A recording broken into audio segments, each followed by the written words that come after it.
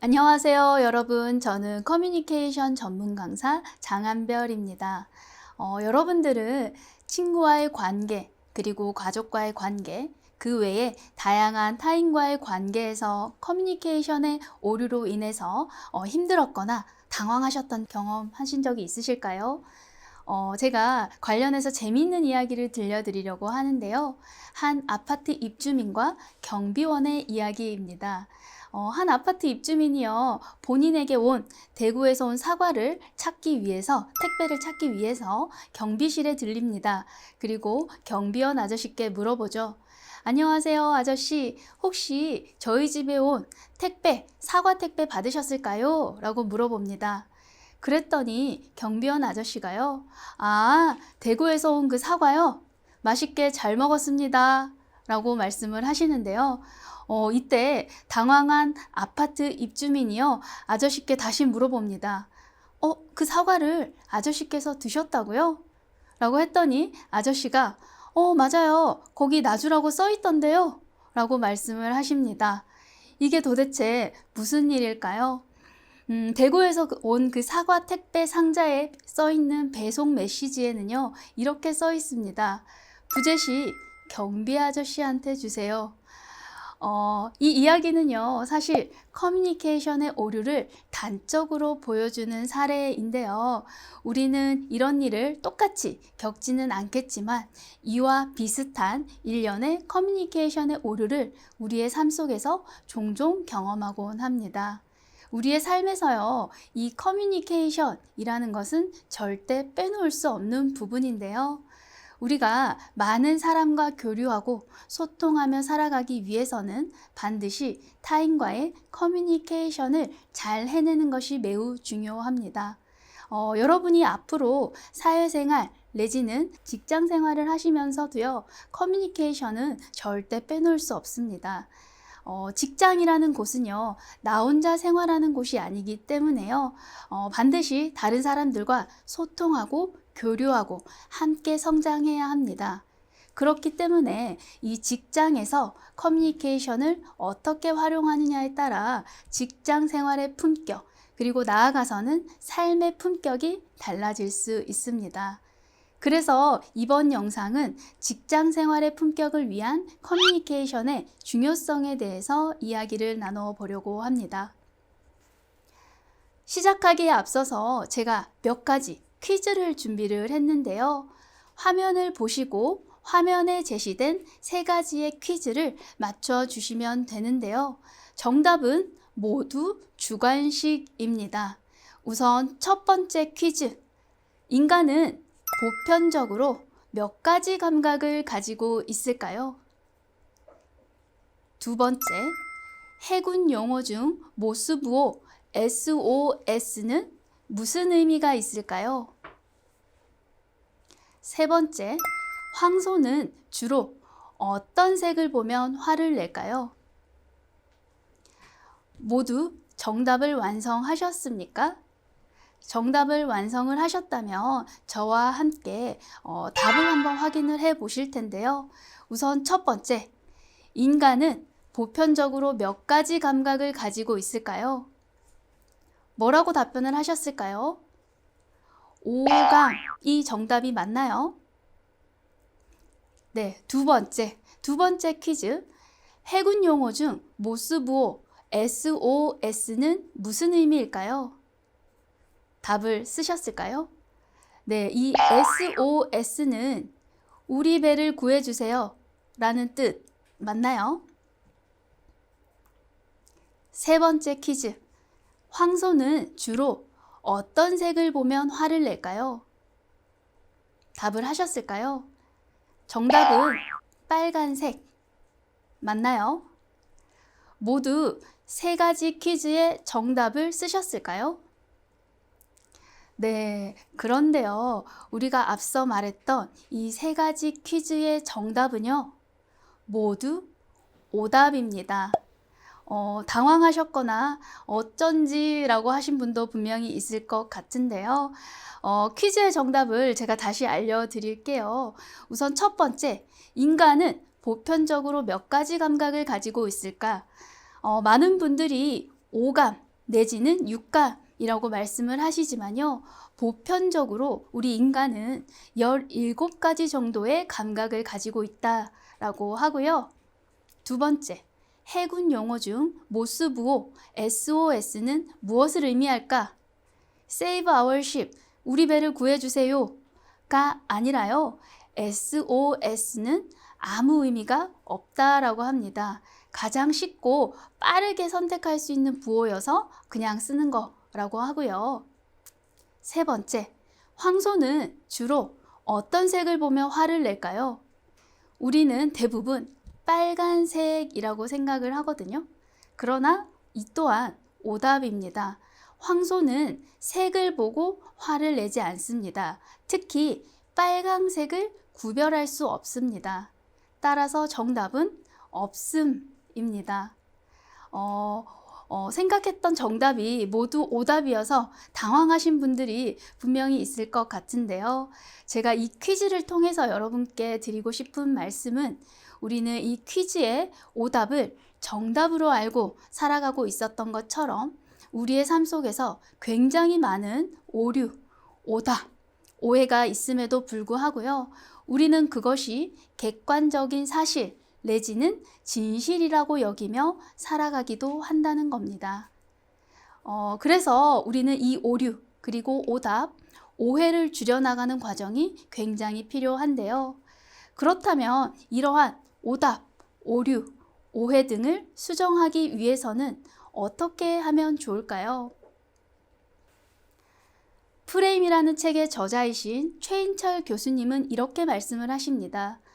우리는 세상을 있는 그대로 객관적으로 보고 있다고 생각하지만 사실은 프레임을 통해서 채색되고 왜곡된 세상을 보고 있다라고 말씀을 하시는데요. 여러분들 건물에 있는 창 다들 아시죠? 이 창을 우리는 프레임이라고 합니다. 우리는 그 프레임을 통해서요. 바깥 세상을 보게 되죠. 우리의 마음에도요. 세상을 바라보는 마음의 창이 있어서 마음의 창을 통해 바깥 세상을 경험하게 되고요. 그리고 내가 그 마음의 창으로 본 세상만을 진실이라고 생각하며 살아갑니다.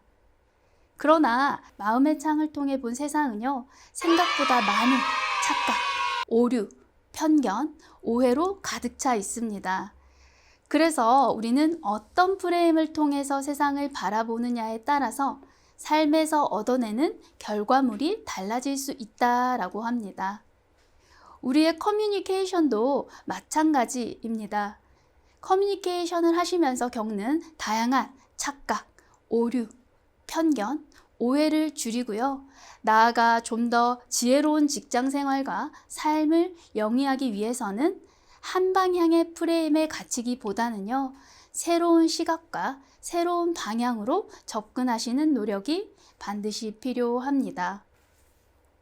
그렇다면 본격적으로 커뮤니케이션은 도대체 직장 생활에 어떤 영향을 미치며 왜 중요한지 살펴봐야겠는데요. 한 조사에 따르면 사람들이 SNS를 이용하는 목적은 매우 다양하다고 합니다. 업무를 위해서이거나 뒤처지지 않기 위해서이거나 혹은 이벤트에 참여를 하기 위해서 기록하고 공유하기 위해서 혹은 심심해서 정보 및 트렌드를 파악하기 위해서 등의 목적이 있다고 하지만요. 그 중에 63.2%를 차지하는 것이 바로 사람들과의 커뮤니케이션 및 친구들과의 교류라고 합니다. 우리는 이 커뮤니케이션이 내 마음 같지 않아서요. 굉장히 버겁고 힘들 때도 있지만요. 우리는 끊임없이 커뮤니케이션을 원하고 갈망하고 있습니다. 또 다른 조사에서는 회사를 떠난 사람들 중 81%가 일보다는 사람이 싫어서 회사를 떠난다고 말합니다. 그만큼 우리 직장 생활의 만족도는 단순히 업무의 만족도뿐만 아니라 커뮤니케이션의 만족도가 상당한 영향을 미칩니다. 이 직장에서의 업무가 아무리 나와 잘 맞고 적성에 맞다고 할지라도요. 직장 내에서의 사람들과의 관계나 커뮤니케이션이 너무 힘들고 내 마음 같지 않다면 직장에 대한 만족도 또한 떨어질 수 있다라는 겁니다. 즉, 우리는 좀 더 나은 직장 생활을 하기 위해서는요, 반드시 이 커뮤니케이션의 본질을 이해하고 나아가 커뮤니케이션을 효과적으로 할 수 있는 방법을 배워야 합니다. 화면에 제시된 체크리스트를 한번 봐주시겠습니까? 체크리스트에 5가지의 문항을 한번 읽어보시고요. 오른쪽에 보시면 전혀 그렇지 않다 1점부터 시작해서요.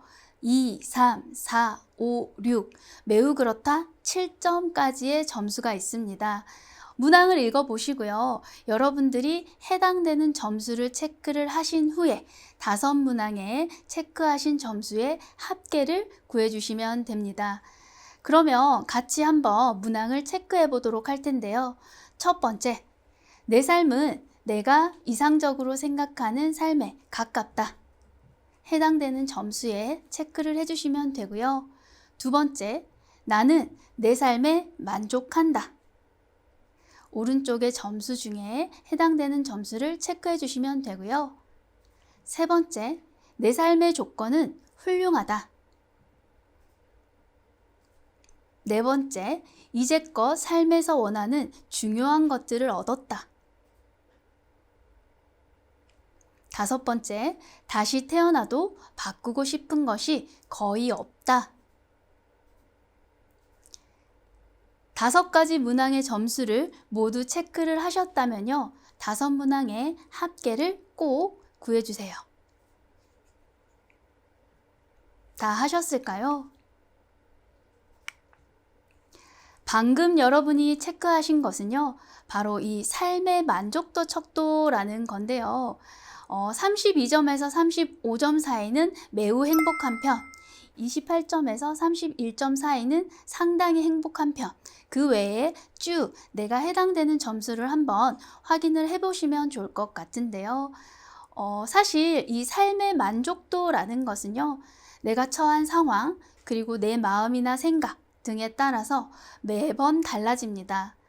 그러나 우리가 바라는 것은 같습니다. 바로 삶을 좀 더 만족스럽게 살고 싶다라는 건데요. 우리 중에 누구도 삶을 불행하게 살고 싶다는 사람은 아마 없을 겁니다. 커뮤니케이션의 중요성을 이야기하면서 왜 삶의 만족도를 이야기하나라고 하실 수 있는데요. 여러분들 혹시 복권에 당첨이 된다면 기분이 어떨까요? 너무 설레겠죠? 당첨금으로 맛있는 것도 먹고 친구들과 여행도 가고 옷도 사고 쇼핑도 하고 너무 즐거울 것 같은데요. 그러나 질문을 다시 한번 드려보겠습니다. 만약 복권에 당첨이 됐지만요.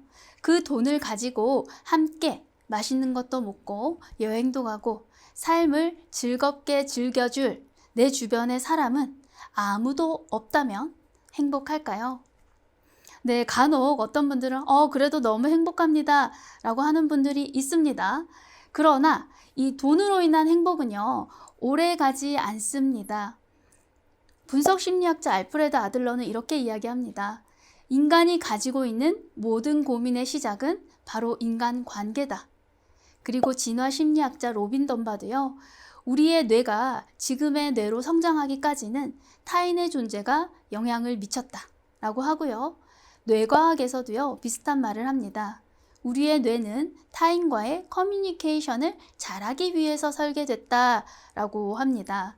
즉, 우리 인간은요, 행복하기 위해서는 사회적인 뇌를 잘 이용해야 합니다. 즉, 커뮤니케이션을 원활하게 잘하는 사람이 행복하다라고 할 수 있는데요. 이 커뮤니케이션이라는 것은요, 우리 삶의 목적이자 그리고 삶 자체입니다.